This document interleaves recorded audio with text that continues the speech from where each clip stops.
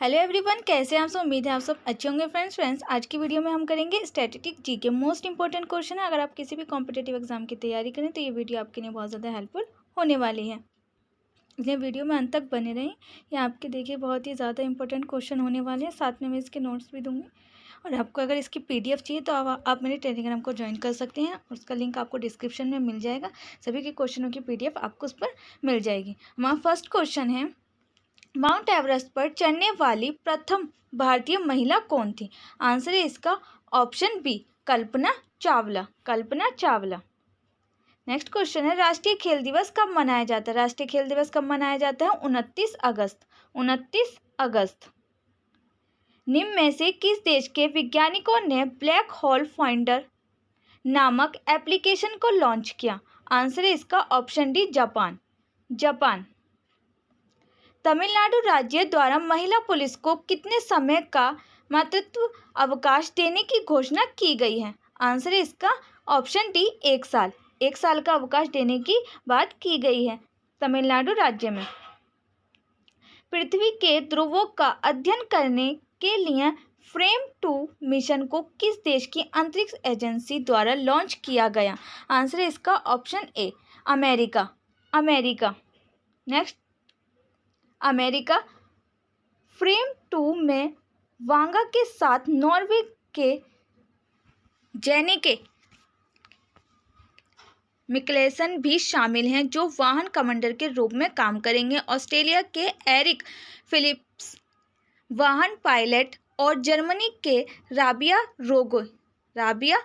रोगे मिशन विशेषज्ञ, ये चारों अंतरिक्ष उड़ान के नए खिलाड़ी हैं। 2024 के अंत में फ्लोरिडा के स्पेस कोस्ट से फैल्कन 9 रॉकेट के ऊपर से फ्रेम 2 लॉन्च होगा, जो क्रू ड्रैगन कैप्सूल में चारों को कक्ष में भेजेंगे।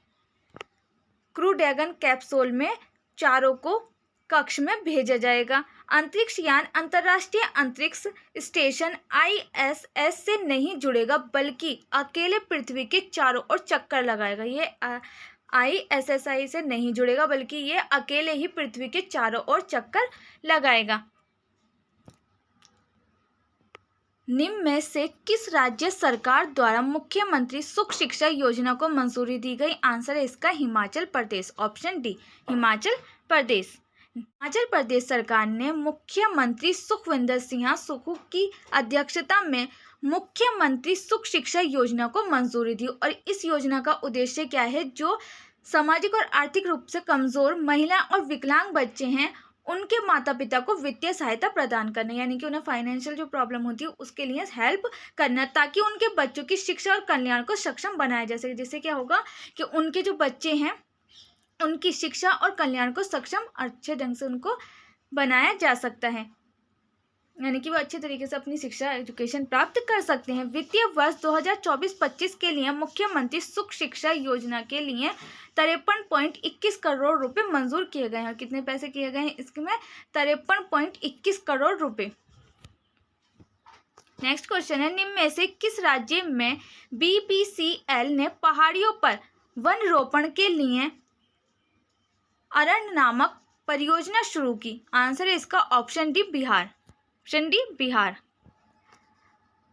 Bharat petroleum corporation limited BPCL ने बिहार में एक प्रमुख वनीकरण पहल अरण्य की घोषणा की। इसका उद्देश्य बिहार के प्रमुख वन क्षेत्रों में हरियाली बढ़ाना है। पर्यावरण, वन और जलवायु परिवर्तन विभाग, बिहार सरकार और हमारे NGO के साथ मिलकर BPCL वन विभाग द्वारा प्रदान किए गए 3 महत्वपूर्ण वन क्षेत्रों में 1 लाख सीड बॉल तैनात करेगा।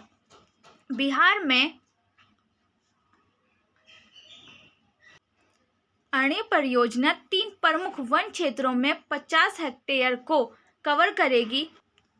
सामनाथम तालाब किस राज्य में स्थित है, जिसे पक्षी अभयारण्य बनाने की घोषणा की गई है। इस क्वेश्चन का आंसर आपको मुझे कमेंट बॉक्स में बताना है। समनाथन तालाब किस राज्य में स्थित है जिसे पक्षी सेंचुरी बनाने की घोषणा की गई? इसका आंसर आपको मुझे कमेंट बॉक्स में बताना है, यह आपका होमवर्क है। नेक्स्ट क्वेश्चन है, दक्षिणी भारत का पहला अंडरग्राउंड वातानुकूलित बाजार किस शहर में शुरू किया गया है? आंसर है इसका बेंगलोर, ऑप्शन सी बेंगलोर। दक्षिण भारत का पहला अंडरग्राउंड वातानुकूलित बाजार बेंगलोर में शुरू किया गया है और इसका नाम पालिका बाजार है। और इसका नाम क्या है? पालिका बाजार। पालिका बाजार बेंगलुरु का पहला भूमिगत वातानुकूलित बाजार है और यह बेंगलोर का पहला वातानुकूलित बाजार है। यह दक्षिण भारत का पहला भूमिगत बाजार भी है और यह दक्षिण भारत का पहला भूमिगत बाजार भी है। दिल्ली के पालिका बाजार के बाद यह दूसरा ऐसा बाजार है और दिल्ली में एक पालिका बाजार है, उसके बाद ये दूसरा जो पालिका बाजार है वो कहाँ है? खुला है बेंगलुरु में।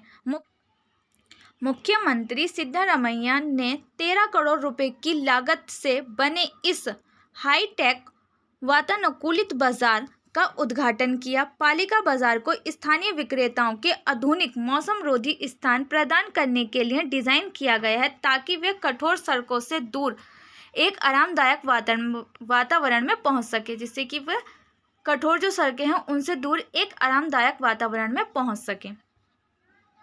नेक्स्ट क्वेश्चन है, 27 अगस्त को निम्न में से किस देश का 33वां स्वतंत्रता दिवस मनाया गया? आंसर है इसका ऑप्शन डी मोल्डोवा। मोल्डोवा में 27 अगस्त को 33वां स्वतंत्रता दिवस मनाया गया। 27 अगस्त 2024 को मोल्डोवा का 33वां स्वतंत्रता दिवस मनाया गया।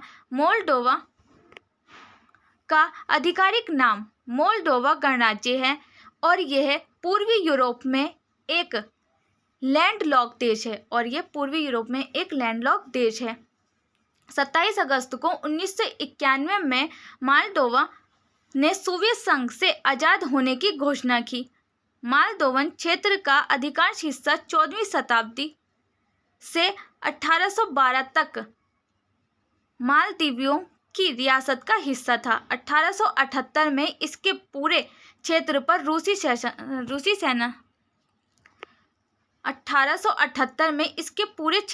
रूसी शासन का कब्जा हो गया।